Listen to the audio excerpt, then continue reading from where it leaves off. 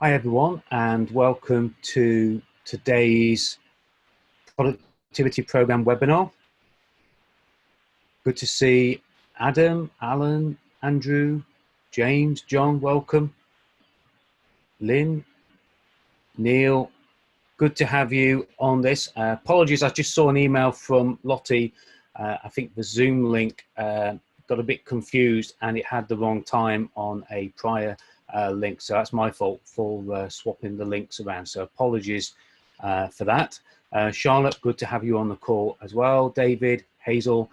As people join us, we'll make a start and get going. If there's anything that you want to ask as we go through, please put it in the questions or answers box. That would be great. You'll probably notice I don't think there's there is a chat box today, so you could use a chat box as well, but questions and answers is where I'm going to be monitoring it. If you can just let me know that you can hear me okay, just by putting your hands up. It should be a little, yeah, Adam, thank you, Neil, Jennifer, great. So everybody can hear me okay. Great. I'm just going to lower all those down. So it's good that you're all putting your hands up and so keen to do that. So thank you for being good at doing that. What I want to do is also make sure that I'm sharing the right screen with you. So if you see a screen that says benchmarking your business in the center of it, again, please just put your hands up, or you can put it in the Q&A box as well. So hands going up there. So you can hear me okay, and you can see me okay. That's absolutely perfect. So thank you for that. And Adam, yep, thanks. Yeah, I've been okay. Bit of a hectic day today, bit of a rush back to get back for this, but thanks for asking, Adam. I hope you are all well. Some of you have been on my prior series of webinars as part of the productivity program.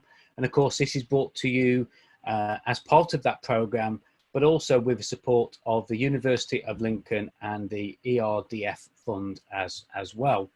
And just to remind you all that the productivity program isn't just about these webinars. It's not just about the webinars that are being held in the past. It's about grant funding. It's about expertise and getting advice from those. It's about graduate internships, advisor support that can help you in real areas where you need it. And of course, there's the final two things then of Business Angel Network and startup funding for graduates as well. So it's a very, very deep and wide program that if you're not tapping into some other parts of it, then you certainly should speak to the team and see if you can find more about the program, because this is just scratching the surface of what's actually available to you as part of the productivity program. Okay, what we're going to do today as part of this Success Masterclass, this Business Success Masterclass, is look at the vital items that we really need to benchmark in our business. And we're going to talk about a very simple framework to help us carry that out. We're then going to look at how we develop that benchmark to create our mission for our business. Some of you on the prior webinars might have done some work on your mission, but we're going to review that and perhaps give you some different things to think about that can be in that mission. We're then going to talk about your 5 immutable laws. So these are your values. These are things that are important to you, how you do business, how you want to be treated in business, and how you expect to treat others in business. But the immutable part of it is slightly different, which we'll talk about a little bit later on. And at the end, we'll give it some time as well. The content of this is due to go for about an hour. I have allowed an extra 15 minutes or so just so we can answer any questions if we need to, and we'll see if we can stick to that time. But please feel free to type in your questions as we go along. If you also are struggling with the sound, if you lose the picture at all, then please just let me know either in the chat box or in the questions and answers box. That would be great. Vanessa there has asked about how do we find out about becoming a business angel or tapping into the academic expertise. So I'm going to give you some contact details at the end, Vanessa, which will give you some contact numbers and the people to speak to there. So we'll cover that a little bit later on. So that's great. Okay, just clear those two out. So also, if you've got a particular hot topic, if you've got something which might actually not even be relevant to today's masterclass, but it's just something that you've got as a burning issue or as a hot topic, please put it in the questions and answers box, and I'll try and deal with it and perhaps take you off with mute as we go through, or at the end. That would be great. Keep those questions coming as we're going through, and I'll see if I can either answer them at a time or we'll answer them at the end. So to remind you all, and I've covered this in previous webinars, both for businesses that are associated with the University of Lincoln. Obviously, I work with tenants that are in Spark House, Enterprise and Think Tank, and I get my mentoring as part of their tenancy there. And this is a triangle, and it represents a business version of Maslow's hierarchy of needs. And this is the business hierarchy of needs. And what we need to realize is that we need to focus on those base areas first. Okay, so we need to think about how we're doing everything that we can to create sales, to create cash. Okay, then we generate profit, and we do that through obviously productivity, and that gives us stability. Once we get stability and we're doing well, that's when we can look at order. That's when we can look at being in control. That's when we can look at efficiencies, further productivities, streamlining. That's when we can look at, perhaps even looking at reviewing our processes, changing our processes. And they're all the levels of the business hierarchy of needs that get things for your business. The top two then are what your business can give, what you can give out, and that's impact and legacy. It's transforming the people that you work with, the people that you have working for you. And legacy, of course, is about having a business which can run on or leave some kind of legacy behind when either the business finishes or when you exit the business, etc. But very much for this session and next session, we're going to be looking at that bottom part of the business hierarchy of needs. And of course, the first thing we want to do is evaluate where our business is. And that's what today is about. It's about evaluating where our business is and making sure that we're setting ourselves up with the best business platform, the best business foundation that we possibly can. What I'd like to do is just have a quick straw poll. Can people put their hands up who have been on one of my webinars before as part of the productivity program or elsewhere? David, yes. Adam. Okay, yep. So we've got some new people on here as well. So welcome to those that I must have done something right the first time you've come back. You'll see me keep drinking a tea. It's quite warm out there, but I still like a cup of tea. Keep the voice going. And of course, it's good to see all the new people here as well. And hopefully you take plenty of notes. One of the things I would say is that this is a waste of your time, and it's certainly a waste of my time if you aren't taking notes.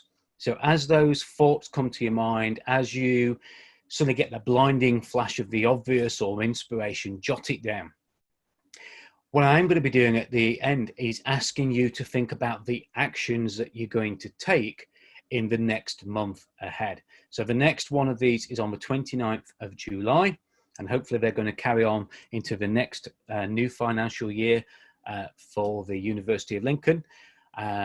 And I want to make sure that you're taking action. I want you to make sure that you're thinking of at least 3 things that you can do in the next 4 or 5 weeks ahead. So plenty of notes, and write down some actions that you're going to take. First question to ask, before we set off on any journey, when you put your sat nav on in your car, whatever journey you're heading off on, whether you're using a sat nav, whether you're using the old AA maps, whatever it is, the first thing you've got to do before you even put the destination in, when that system kicks off, certainly on the sat nav, and you probably don't even realize it's doing this, it's identifying where you are. If you're using your phone, your iPad, Google Maps, the first thing it does before it even opens the box that allows you to put your destination, it determines where you are. Of course, if you've got the privacy settings set and you've got them set to allow location. But that's the first thing I want you to think about, where you are right now. And we need to get a measure of that. We need to look at things that we can measure in our business to determine where we are. And we need to decide if, when we're making decisions, whether we should go left or right, as the sign says there, maybe here, next exit. You know, we need to make clear decisions based upon our knowledge of where we are right now. And the question usually that people ask me is, well, what should I benchmark? And of course, there are benchmarking apps out there, softwares out there. There are lots of different things you can buy, benchmarking software that probably goes with your account system, etc. But what I'm trying to do here is give you the basic framework of things that you need to benchmark. And the list is on the screen in front of you. Finances. What is our current financial performance? What are our sales? What are our revenues? What are our profits? What is our gross profit? And you know, one thing I would suggest that you all write down now that you should be focused on is net profit. We've all seen cost of sales probably change for better or for worse during the recent crisis. But it's really important that we focus on the net profit, because net profit gives us cash in our business. It generates that potential cash for growth. Okay, so we need to benchmark our finances. We need to look at sales. We need to look at the number of orders, number of inquiries that are coming into our business. How much are people spending with us? What is our average spend per customer? We need to look at our customer experience. How happy are they with the service or the product that we supply? The other thing to think about is customer retention. If the customer experience is great, then that is probably a customer, those of us that have the kind of business where we can have retention, that we're going to retain that customer forever. If it's a product and we're not looking at retain, I used to have a business that used to sell hot tubs, and you don't get sort of retention customers. They might come and buy chemicals, but they're not going to keep coming and buying hot tubs. But what you want them to do, if they get a good customer experience, then they will become raving fans. They'll become advocates for your business. The other thing that we need to benchmark is our team experience as well. Now, I've got a couple of things on there because I'm aware that some of the businesses on here might be sole traders. Some of the businesses might be quite large businesses and organizations. So the team isn't just the employees. Team is your accountant, it's your bank manager, it's your advisors, it's your investors. Okay, it's your supply chain. Who supplies you goods? So generally, the way I look at it is, you know, it's people you pay money out to. So of course, banks are on there because we pay bank fees.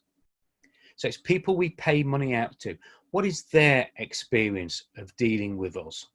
How do they feel? How do we treat them? How would they score us, perhaps on 1 to 5?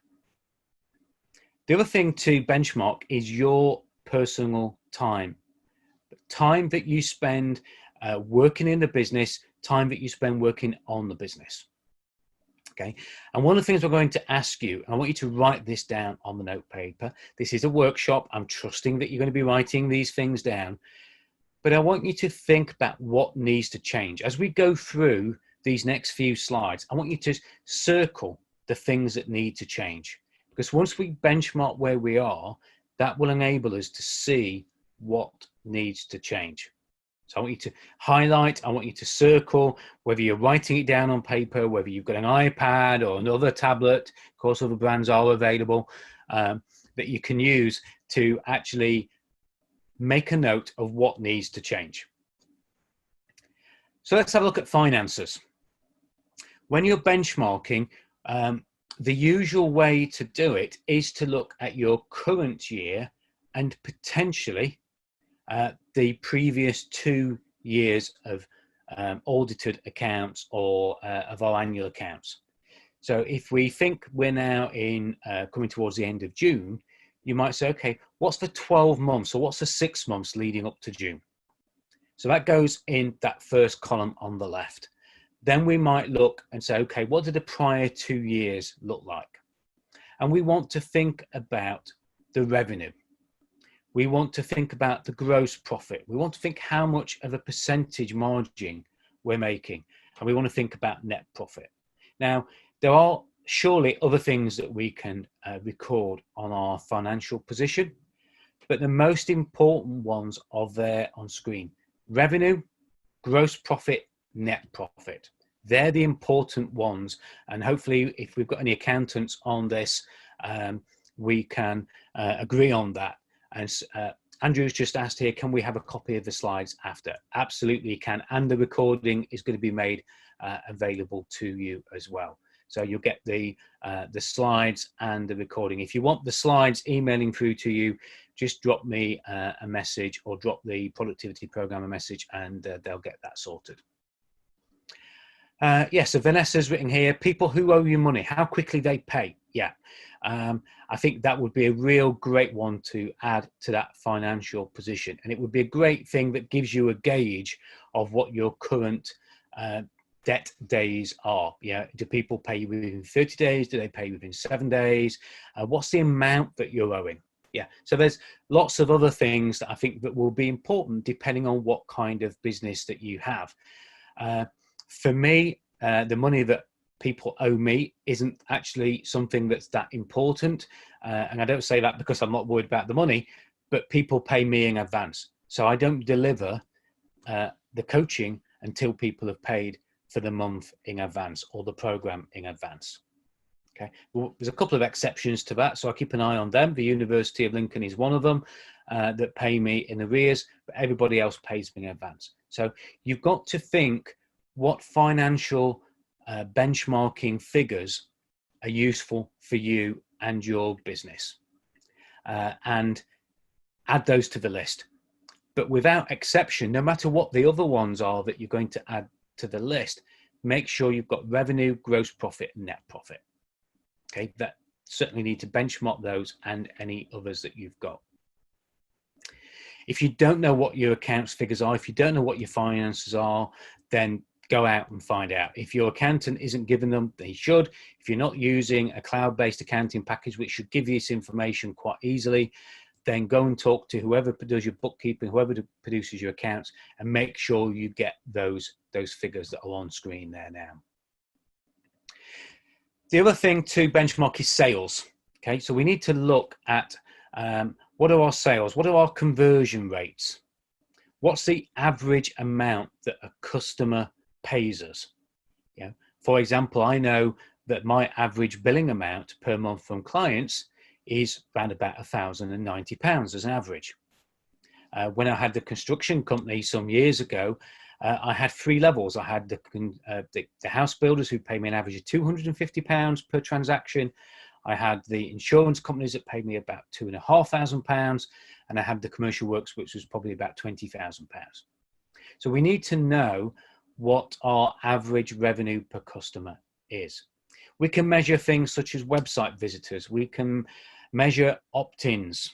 You know, if we've got a sign-up form to an e-news, we can measure those. If we've got lead magnets, you know, things that we give away in exchange for email addresses, an ebook or a guide or something like that, we can measure that.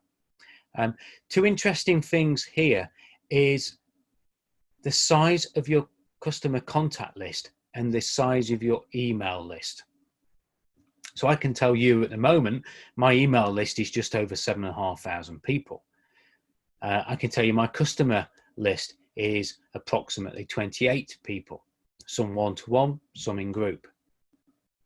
Both current and past customers, if I had past customers to that, thankfully my retention rate is really high, so I don't have many past customers, most of them are existing customers. But it's interesting, you know, how many of us know the numbers that are on our lists? How many of us know how many are engaged? Out of that 7,500 people, I can tell you about 4,800 of those actually open emails, engage with them, respond, look at social media. So we need to understand our sales. What could you measure now in your sales? The other thing is customer retention and how many times people buy from you. And that's part of our customer experience. Now, of course, we can have other things that we could measure. We could just have a happiness. Is it frowny face to happy face? Is it a scale of 1 to 5? How many times do you actually ask your customers how happy they are? Yeah. And yes, you could send them surveys, and that's great. And that metric could go in here as well. But the other thing that you can do is make sure that you just ask them on a scale of 1 to 5, how happy are you with the service that we offer at the moment? So have a think about sales and customer experience. Where are you right now? And we talk about not forecasting, we talk about actual figures now. And you need to know what your figures are. If you're going to move forward, if you're going to set off on a journey towards success, whatever that success might look like, you need to know your figures. You need to know what those metrics are. And sometimes it's just a gauge. Sometimes it might just be frowny face to happy face. The other thing then to think about is your team. And one of the things you might want to do is look at your employee engagement or your team engagement. How engaged are they with you? I used to have a relationship manager with NatWest, and I loved him. I loved the banking relationship that we got because he was engaged with us and our business. He always wanted to come to the office. He always wanted to have a walk round and see how things were doing. He was interested in our business. Therefore, he was engaged in our business. So it's not just about employees. You can do exactly the same measure that you see on the screen at the moment with other people, your advisors, your landlord, your anybody who you pay money to, your utility providers. How often do they actually email you? How often do they respond to you if you have an issue or an item that needs dealing with? The other thing we need to make sure is that second one for me is really, really important. In your opinion, to what degree are your employees or team aligned with your company mission? Now, you might say, well, that doesn't really matter. They just get paid their wage and they just turn up for work. I want to challenge that significantly, because if you want to grow, if you want to scale up your business, if you want to just improve on the productivity and the efficiency of your business, which is what this program is about, the productivity program, then you want to make sure that everybody is on board. Everybody's rowing the same way. So they need to believe in your mission. They need to believe in the reason that you do things. I was on a webinar last night with Tony Robbins, the American sort of success guru, and he wrote something down here that leaders don't just see it as it is, they see it better than it is. They create a compelling future. And that's what number 2 is about.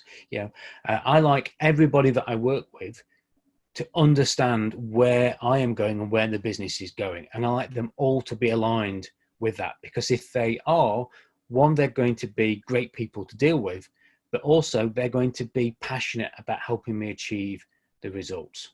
And that's what you want. How, in your opinion, how motivated are your team to help your company succeed? Now, obviously, as a coach, I have to be equally as motivated as the business owners, sometimes even more. But how motivated are your team, and I use the word team to include employees, providers, anybody you pay money to, how motivated are they to help you succeed, particularly at the moment? And this is a really challenging time. And that's why benchmarking is important, even for those that have been on my webinars in the past. Things have changed. Last week is different to this week. Next week is going to be different to this week. So we need to take a snapshot. We need to take a benchmark slice through of where we are right now. And of course, we need to ask how productive. Now, we've got remote working, we've got hybrids of remote working, we've got people who are coming back that perhaps need retraining, we've got people who are doing different roles. So how productive are our employees? How productive are our team in what they do? You might have a bookkeeper, for example, and they're struggling with childcare. How good are they keeping your books up to date because of the things that are affecting their productivity? So there's so many different things that we can look at with that. And of course, the final thing we want to look at is your time. And I want you to ask a question. Again, this is where I want you to write it down. And I want you to type this into the questions and answers box. We've been going for about half an hour now, so I want to make sure you're all awake and you all still got a pulse and able to participate. So how much of your time at the moment are you actually spending working in your business, doing those daily tasks that are essential to the operations of your company? Is it 100%, 90%, 75%, 50%, 25%, 10%, or 0? Type it in the questions and answers box now. Hazel, 90%. Yeah. Now, just to give you an idea, this is a little bit like golf, where a higher score is not good. So we want to get that down to a minimum. But what we're trying to do is, at the moment, is just determine where we are. Vanessa, 10%. Great. So this is the amount of time that you're spending doing what you consider the grinding daily business, doing the stuff that needs doing. James, 50%. John, 50%. Neil, can I define the essential operations? Yes, it's something that you have to do today that you wouldn't leave until tomorrow. I think that's a good definition. Okay, they're things that you just got to get done. So you might even enjoy some of them. So I wouldn't say they're the mundane things, but they're the things that you've got to do today. Whether it's fighting fires, whether it's doing your daily task list, but it's things in the business. It's not the strategic, it's not the higher level thinking. Okay, hopefully that helps, Neil. But it's things really that can't wait until tomorrow. If you can put it off to tomorrow or even the day after, then that's a non-essential thing. David, 50%, Jennifer, 50, Alan, 25. It'd be interesting, Neil, to see what your percentage is now. I've given you that definition. Okay, so really middle of the road. Okay, and the good thing is that if you're spending that amount of time in your business, David, Jennifer, I can see on screen at the moment that I'm looking at, but you've got 50%, then the assumption is that your other 50% of your business time is actually working on your business. It's working on the strategy, it's working on the planning, it's working on the direction, the processes, the systems, the productivity, which is great. Fantastic. Good. Another question. Now, I'm not going to ask you to share this. What is the longest amount of time that you have ever been away from your business, completely unplugged? So by that, I mean that you didn't check your phones, you weren't looking at emails every day. Yeah, Neil, 90%. Yeah. I would probably, after our conversation, I would probably say that's a good analysis. But what is the longest amount of time that you've ever spent away from your business, completely unplugged? Now, I can tell you the longest time I've ever spent away from my business completely unplugged, the current business, was a month. I took the whole of August off a few years ago. I'd never do it in August again. It was the worst month of the year. It was horrible. It was cold. I was hoping to do lots of things and I didn't. But a month. When I used to have the construction business, very often I would take sort of 5-6 weeks away, completely unplugged, not looking at emails, not answering phones, not checking on things. So what is your longest time? And for some of us, it might be never. I've got some clients, when I first start working with them, that they go away for a 2-week vacation and they plan the time at the side of the pool in which they're going to check their emails. Yeah, Neil's put here, 10 days honeymoon was a 15-day honeymoon. I'm not quite sure how to take this, Neil, but you lasted 10 days. Yeah, and it's hard, because we like to be in control of our business, but there isn't a right or a wrong answer, okay? But what there is the answer of where you are now, and that's what I want you to benchmark, because what we want to do as we move forward with our business, as we implement some of the processes we're going to talk about in future webinars, we need to check that we're moving forward and not moving backwards. That's what benchmarking is about, making sure that we have that forward motion. And a couple of little boxes there. If you're away from your business, which of the following happens? Does the business come to a grinding halt? Does it operate but things don't get done. I always used to find when I used to work for other people that I used to spend all my time before I went on holiday cramming in the work to make sure nothing was to be done whilst I was away. And then for some reason, when I came back, there was another load of work that also needed to be done. So it's almost, I don't know how it happened, but I ended up with about 4 weeks worth of work that had to be done before and after. I don't know if any of you recognize that as well, but yeah, you have to work really hard to take that time away. Yeah, Neil says, lasted without checking emails to clarify. Great. Good. So have a think about your time. Okay. Now, before I move on to the next section, and to give me a chance to have a bit of something to drink as well, what I'd like you to do is circle what needs to change. Now, what are you going to do to make things better? What needs to be done to help you transform into the hero in your business? Write it down. Yeah. Are there things that you realize that you don't measure that you need to measure? Whoever asked for the slides earlier on, you'll know now why the slides have to be put together very often with the recording, because my slides are usually quite image related. So what needs to change? Highlight at least one, but ideally circle or highlight three things that need to change. Is there something you could measure? Is there something you need to focus on to make better? We're not saying you're going to change it. These aren't the actions for the next month. These are things that need to change. These are things that need to be different as the business moves forward. Again, I'm trusting that you've written these things down. Somebody who dropped off earlier on, welcome back. I hope it was just an internet connection that was a problem. Hope you can still hear me and see me okay. So we've gone through that initial benchmarking. Now, one of the things on that benchmarking set of questions was, is everyone in your business aligned with your mission? Okay. Now, we've covered things like this in the past. I'm going to cover things like this in the future, because I'm really am passionate about knowing what your mission is, what drives you. And there's a couple of sides to this, okay? The first thing is what actually makes you get up in the morning. What makes you put up with all the stuff that you put up with in your business? What makes you just drag yourself out of bed, perhaps on occasion, and do what you do? Now, people often don't buy what you do.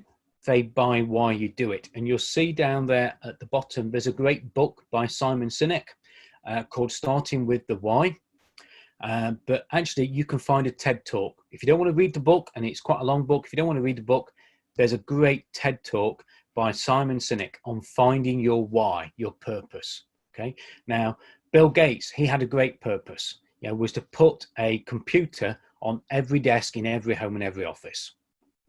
Okay, Sony's purpose was to change the world's perception of one of poor quality Japanese products, of one of poor quality to one of exceptional quality. Your purpose forms part of your mission. Okay, and when people believe that purpose and they buy into the reason why you're doing it, then that really helps your business accelerate. It helps everybody come together. And if you've got a mission, it should be clearly visible, and it should be something that you share with everyone, okay, including your customers.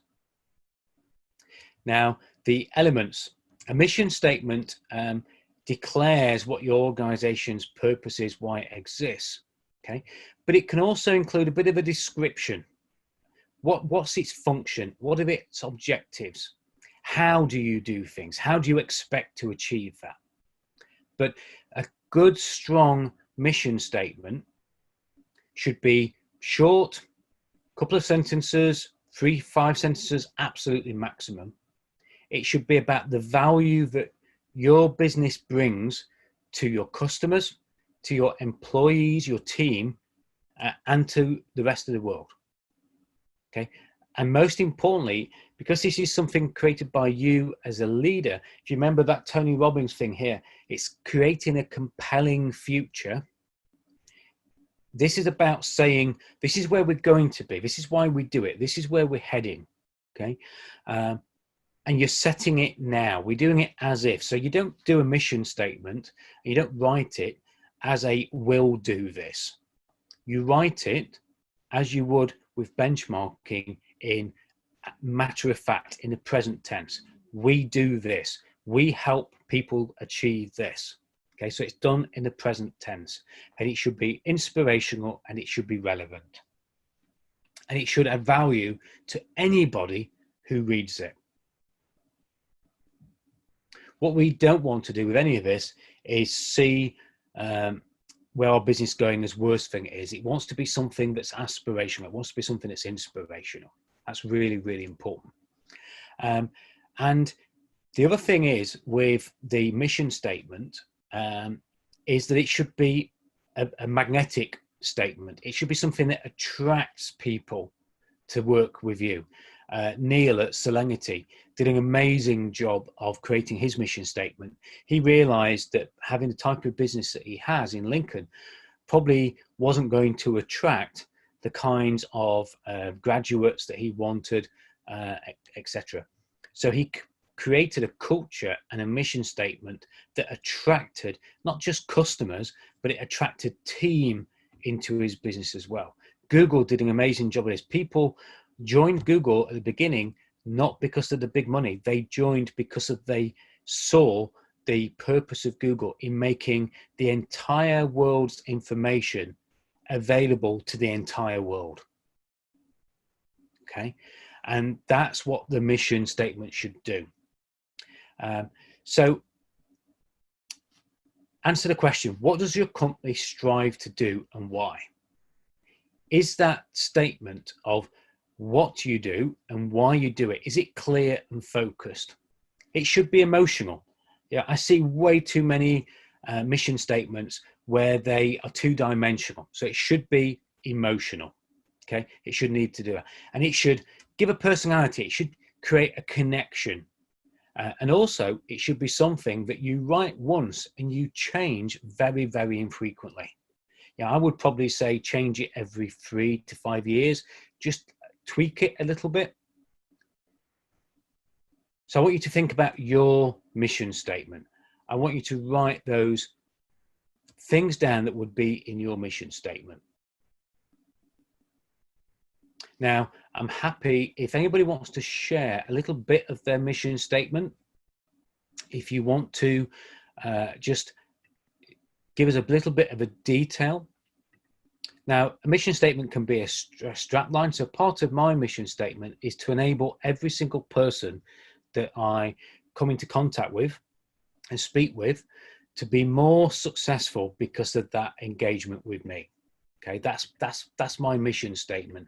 And you know, the other thing that I have from a business coach point of view, because I've had business coaches all my working life and I've had my other businesses, my mission statement is to change the world's perception of business coaching to one that it's an essential part of every business and it adds exceptional value to every business.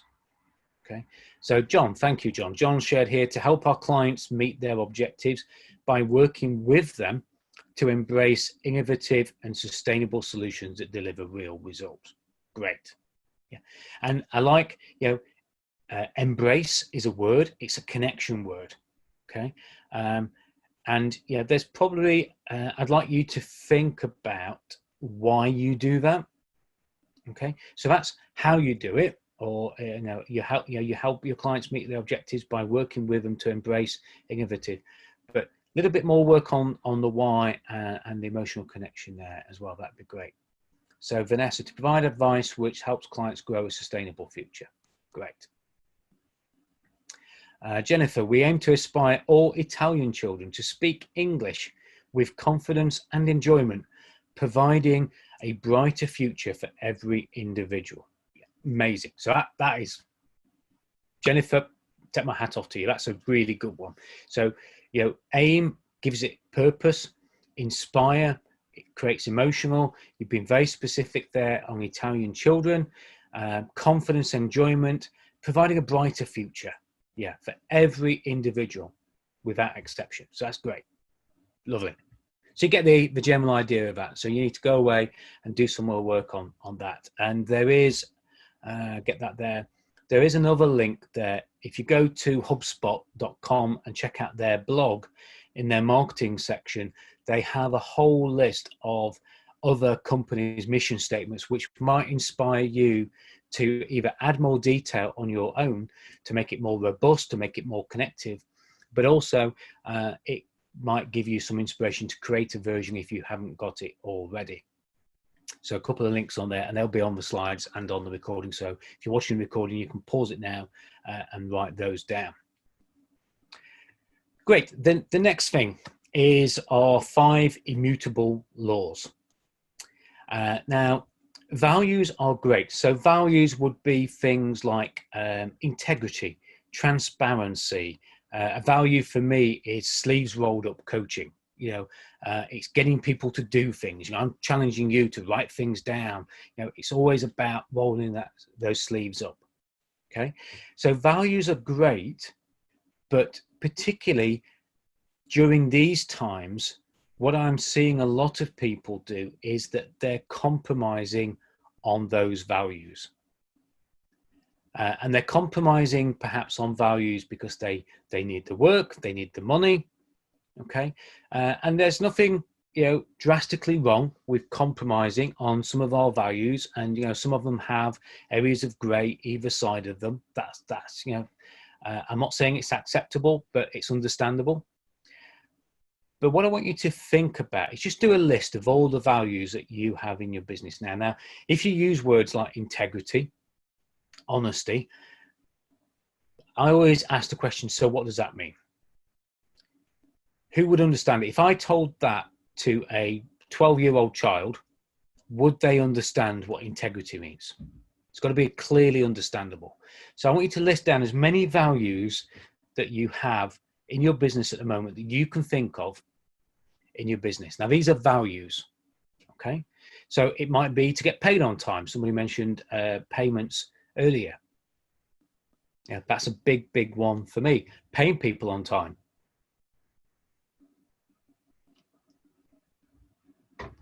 Valuing the efforts of others.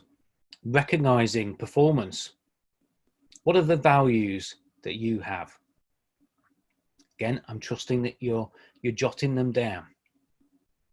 Now, I've put up here immutable laws, okay? So the difference between values and immutable laws is that immutable laws are defining, okay?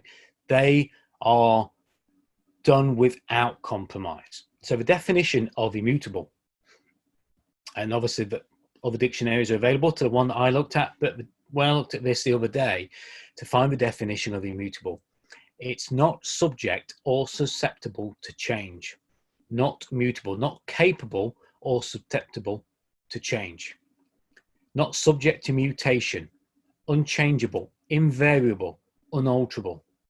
Okay, so these 5 immutable laws that you have should be without exception, without compromise. Even if you were on your knees and got no work, got no money, you would not compromise on these 5 immutable laws. If you were being awarded the next huge contract, but the client didn't fit with these 5 immutable laws, you'd say no to that contract. So what are your 5 immutable laws? Okay, and it might be a value that you've written down that you just need to stretch a little bit and perhaps add more detail to it. So out of that list, can you either circle or highlight 5 immutable laws? 5 things that you and your business and people who work in your business or with your business, your clients, would not compromise.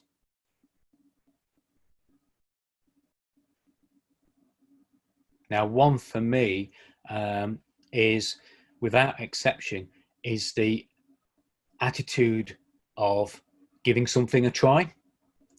I don't want to work with people who aren't willing to try something or aren't willing to be open to consider it at the very least. I can't work with anybody who isn't open to trying something or at least giving it some headspace and giving it some thought. And that's the same with me. That's one of the values I live by. One of the other values I have, and this is for me, is that I've got to have gone up the mountain and come back down again to be able to teach others how to do the same. So I never recommend a book until I've read it myself. I will never recommend a blog post unless I've read it myself. I will never recommend a person such as Tony Robbins or anybody else unless I've actually looked at that person and investigated and done due diligence. So I've got to believe that I've been up the mountain, come back down. So everything I'm telling you guys on the call, I'm sorry I use the word guys a lot, and it covers male and female, all different aspects of people. But one of the things that I would say is everything that I'm talking to you about, I do myself. I've been through this benchmarking process very, very recently. Everything that I teach people, everything that I educate people on, everything that I coach and mentor people on are things that I've done myself. So that's an immutable law. Okay, so hopefully you've written some immutable laws down. Again, I would love to make sure you're all with me still. Write down some of those immutable laws in the questions and answers box now. What are those things that you wouldn't change? Because what we need to do is we need to look at where we are financially wise. We need to look at our mission statement, and then we need to add to that mission statement our values so that our message that we put out to the world attracts the right kind of people. So Neil, empathy, ethics, compassion, do no harm.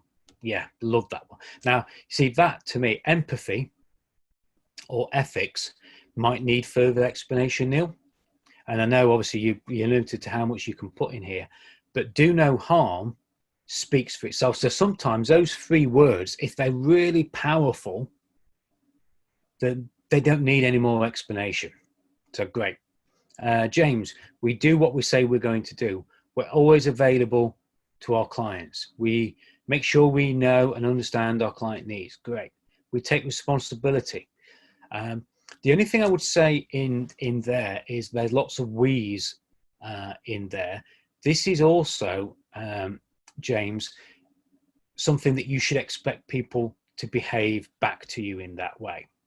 Okay, so it's not just an outgoing set of values, it's also how you expect to be treated in return. So just think about the use of the, and I'm not saying it's wrong to use the word we as you've done all over there, but think about this. This is both ways. Your team needs to buy into it, which obviously we does, but your customers need to buy into it as well. Alan, compromise on quality over cost. Yeah. Frank, face-to-face discussion in challenging situations. Vanessa, yeah, maintain integrity at all times. Great customer service. Never offer advice. So these are the things that you won't compromise. Thanks, Neil. Empathy. So we work with a lot of vulnerable groups, okay? And it's having empathy with the needs of those vulnerable groups. Yeah, perfect. Hazel, provide a supportive working environment to encourage employees to grow. Great. What about your clients though? What about helping your clients grow? What about helping your supply team grow as well? Always make sure that these values are double-edged. They can be specific, of course they can, but also always question whether they could be a two-edged sword and go both ways. Yeah, if make a promise, keep it. Yeah, definitely. Remain accountable for our actions and always have a robust justification prior to taking them. Perfect. So some real good immutable values. So thanks for sharing those. And there's some inspiring things on there. And if you think about it, as you were listening to me read those out, do you want to do business with people who have those kind of mission statements and those kind of values? I would hope yes, you do. And that's what you want your clients to. And when you are looking at your clients, when you're looking at your next best prospect. You know, it's important to actually determine whether your next best project from a particular client actually serves those immutable values, those immutable laws. Okay, so we're always looking at making decisions. So we should make decisions against those values. We should not be shy at welcoming people who have those values, but also thumbs down to those that don't have those values. And we should tell the world about those values. We should share social media on our website, in our content. I used to have it up on reception in my old office. These are the values that we as a business live by and expect you to treat us by as well.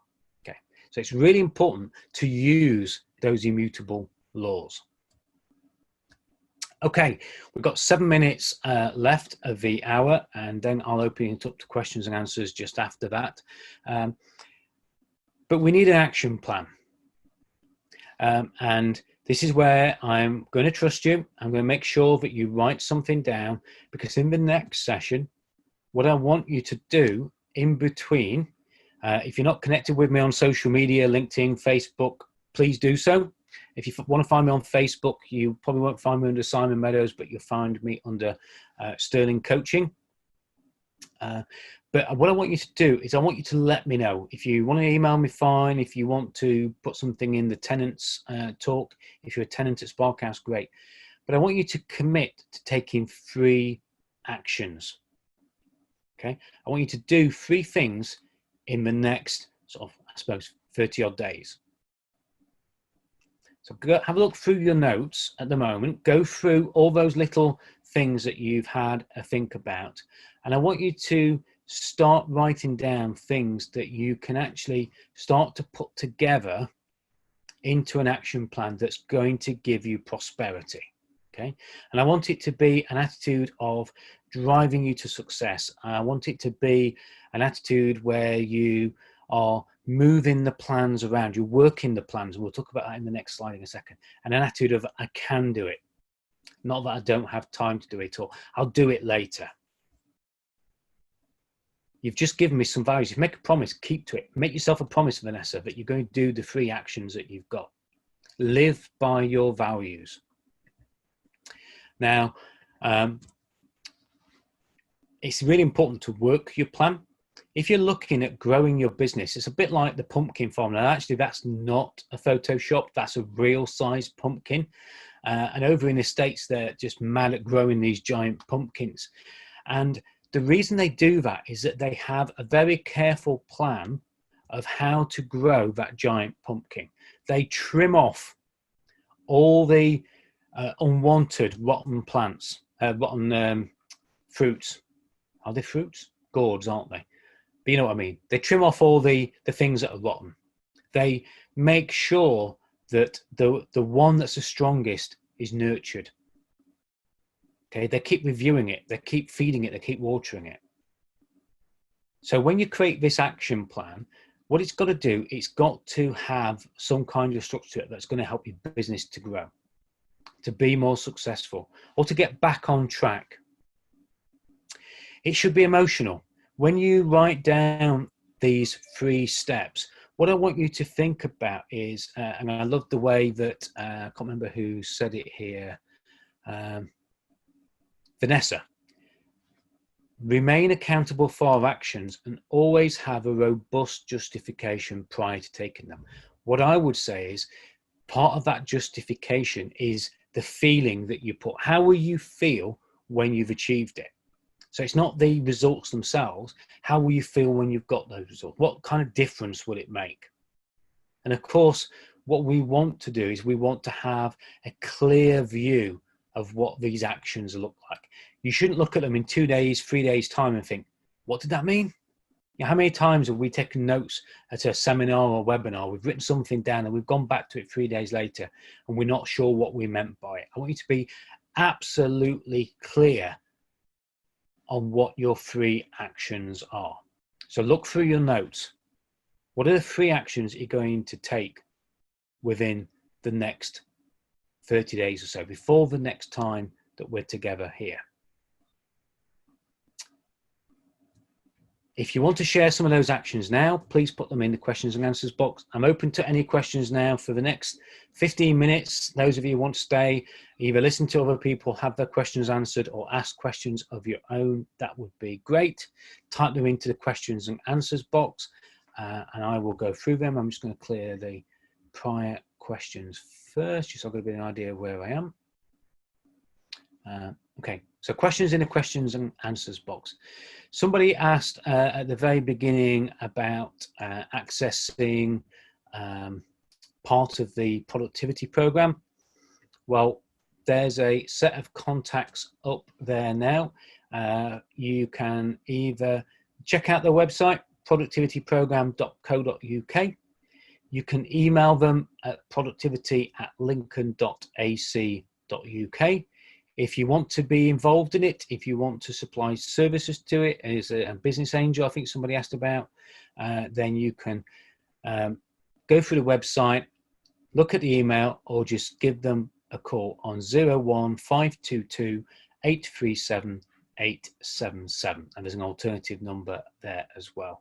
And reach out to the team. They won't bite. They're very approachable. I heard from both of the two of the team on one of the marketing webinars who gave a bit of a presentation. So please reach out to them as much as you want and make use of services. There's so much available, and there's going to be more available through programs like this, and they're going to be shuffling pots of money around, I'm sure, to make sure that people get the best value in these current times.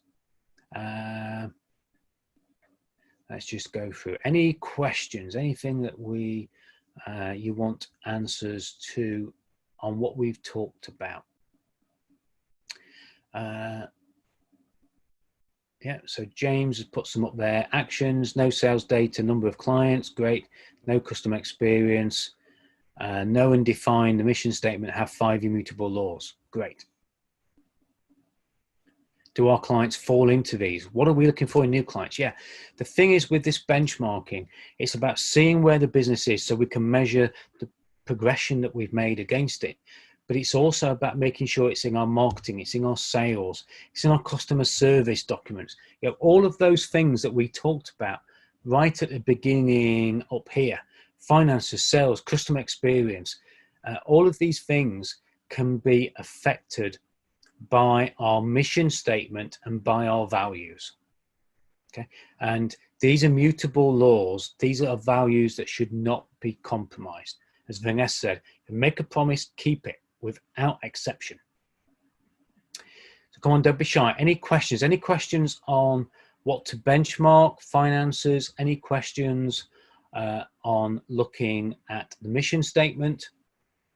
Now, there's lots of different versions of mission statements. If it's short, great. If it's not short, then yeah, as long as it's something that inspires, as long as it's something that's easily understood and it's credible and people will follow into it and buy into it, then that's really important. James, good question. What do we do about clients that we don't feel measure up to our immutable laws? Now, that's an interesting question. If they're clients that you work with at the moment, a couple of things. One, I think you should set the expectations clearly. Do they know what those immutable laws are? I'm just going to allow you to talk, James, just to see if there's anything else you want to ask. You can take yourself off of mute if you want as well. But it's, first of all, it's making sure they're aware of them. You know, most people feel that clients don't measure up to them, yet they've not actually set those expectations in the first place. They've not communicated those immutable laws. So try and get them to come in line. The other thing then is, you know, does there need to be some training? Does there need to be some education? Do you need to be stronger with them and hold them accountable to those values? And of course, the final thing is if they won't measure up, and it's not because they can't, it's because they won't, then you have to put a plan in place. I'm not saying you just drop kick every client that doesn't meet up with your values, but I certainly think you need to look at a plan of how you can get those clients out of your business. Is there anything else, James, that you can think of that you would like to ask about that? Is there any particular scenario that you've got there? Well, I think, Simon, I think that the key thing is, I mean, we've always had core values, but they've always been sort of for applying to us. And we've never had that confidence to sort of apply them to clients whatsoever. It's always been, you know, any business, we're grateful for that business. And Yeah. I wouldn't say happy to be treated the way that we're treated, but, you know, we'll endure that. And I think there's a real confidence measure there of, you know, it's never something we've addressed with any client to say, we expect you to be in the same way, whereas we've always sort of sung our sort of, this is what we're going to do, but never what we expect you back. So it's a whole new field for us, really, as you picked up when I said we're going to do this, we're going to do that earlier on. Yeah, exactly. And yeah, it's in all the businesses I've had, I've always been very upfront with the values. You know, the first coach that I ever had got me to go through the value setting business of doing that. I never really thought about immutable laws, so that I think our values always had a measure of grey either side of them. And there are some clients that we certainly took on because, you know, the opportunity was too good to miss. The PR, the testimonials that we're going to get were too good, but the immutable laws, they're the ones that absolutely shouldn't be varied on at all. And I think, James, from a point of view of how you do that, it's in the language that you use. If you set them down as laws, if you set them down as you must do this, then if you don't do that at the beginning, it can be quite disrespectful to do it later. But if you do it for the benefit of them, and that's the way I always used to do my values. You know, the values are ways that we want them to, you know, they're the ways that we want them to behave, but it's for their benefit. Okay. It's to get the best out of us. It's to get the best out of the work that we do. And if you do it in that way, then they see the gain. They don't just feel. I used to have a T-shirt. I got it from a motorbike racing do, and it said, "The beatings will continue until morale improves." Okay, we've got that fridge magnet on our fridge at work, actually. Yeah.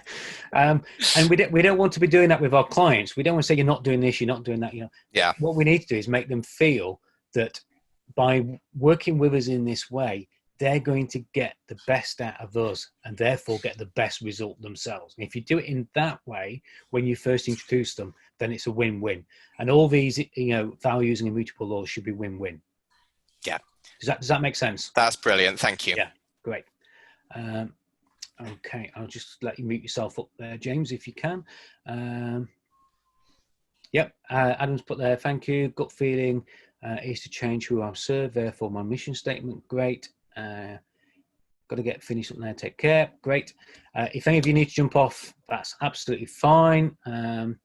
Any more questions before we wrap this up? No.